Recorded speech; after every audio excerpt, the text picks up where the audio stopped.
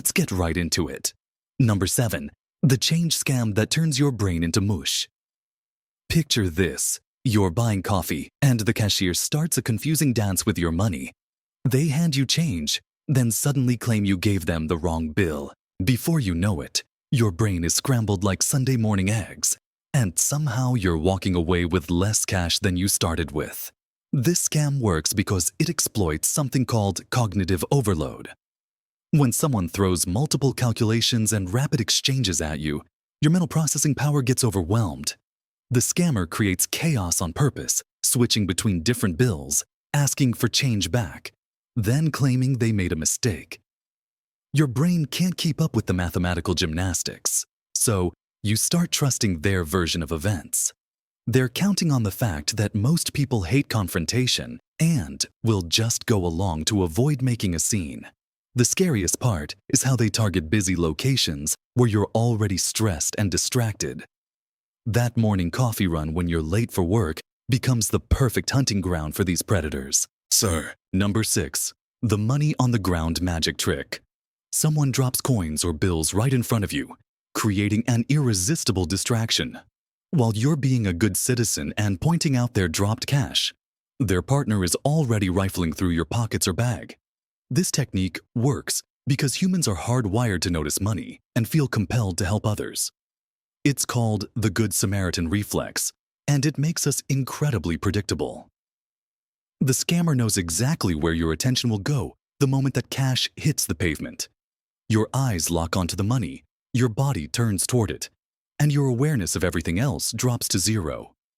Meanwhile, their accomplice is working behind you like a ghost. These teams have practiced this routine hundreds of times. They know precisely how long people stay distracted by dropped money, and they've timed their pickpocketing accordingly.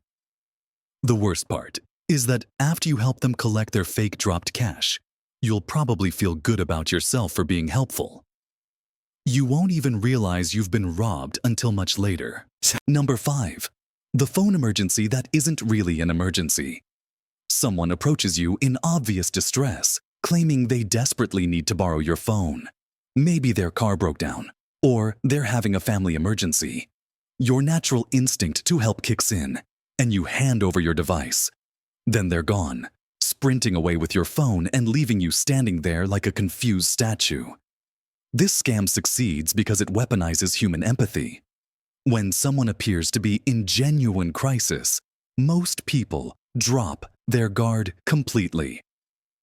The scammer creates artificial urgency that bypasses your logical thinking. They might even start the conversation from a distance, walking toward you while talking frantically. This gives them momentum and makes it harder for you to process what's really happening. They've studied human psychology enough to know that people in helping mode become incredibly trusting. Once you've committed to helping, you're unlikely to suddenly become suspicious and snatch your phone back. The emotional manipulation is so effective that victims often blame themselves afterward for being too trusting. Number 4. The fake charity heart attack. Someone with a clipboard approaches you, claiming to represent a worthy cause. They need your signature for a petition, or maybe they're collecting donations for disaster relief. While you're focused on their emotional story and trying to be a decent human being, they're gathering your personal information or setting you up for a financial scam. These predators study current events and trending causes, then create fake charities that sound believable. They know exactly which heartstrings to pull and how to make you feel guilty for not contributing. The petition scam is particularly clever because signing feels harmless. You're just supporting a good cause, right? Wrong. They're collecting signatures to forge checks later, or they're gathering personal information to sell to identity thieves. The fake charity donation version works by creating artificial social pressure. They'll mention how generous the last person was, or how desperately the cause needs your help. Once you start reaching for your wallet, they've won. Even if you only give a small amount, you've just funded their criminal operation. Number 3. The shell game that rigs your reality. You see someone running a simple game with 3 cups and a ball.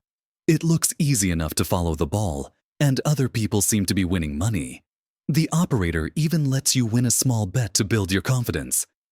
Then, when you wager something substantial, the ball mysteriously vanishes from where you thought it was. Here's the brutal truth. You never had a chance. The shell game is rigged from the moment you approach. Those other winners you saw were accomplices, not real customers. The operator has mastered sleight-of-hand techniques that would make professional magicians jealous. They can make that ball appear and disappear at will. The entire setup is designed to create an illusion of fairness, while guaranteeing you'll lose. The psychological hook is your brain's overconfidence in its ability to track moving objects.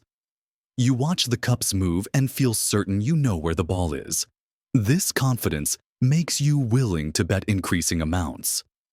The scammer feeds this overconfidence by letting you win small amounts initially.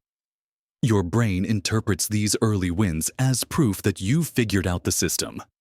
By the time you make a big bet, you're emotionally invested in proving you're smarter than the game. Number 2. The dropped folder diversion disaster. Someone in front of you drops a bag or folder, spilling papers everywhere. While you're helping them collect their scattered belongings, their partner is picking your pocket clean. This scam works because it creates a perfect storm of distraction and social obligation.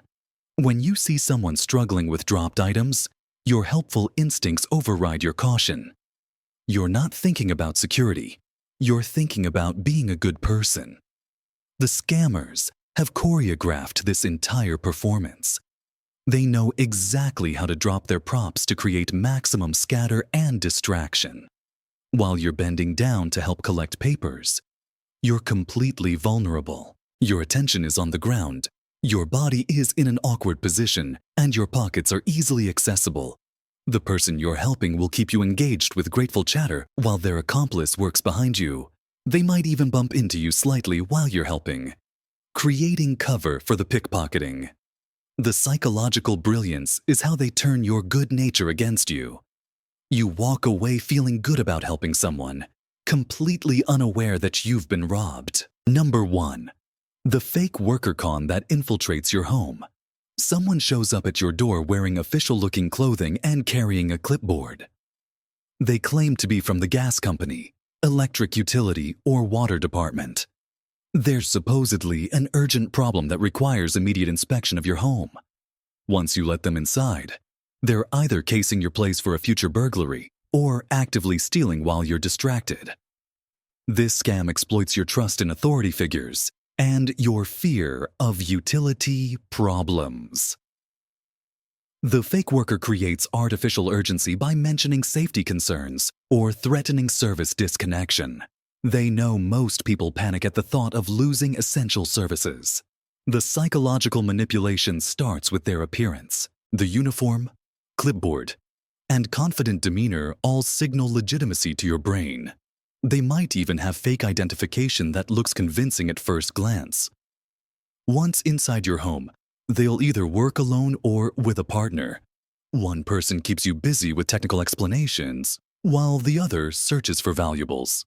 They've studied how real utility workers behave, so their act is convincing. The scariest part is how they exploit the natural human tendency to comply with authority. Even if something feels off, most people won't challenge someone who appears to be an official worker. That's all for today. I'll be making similar videos in the future. Subscribe to see them.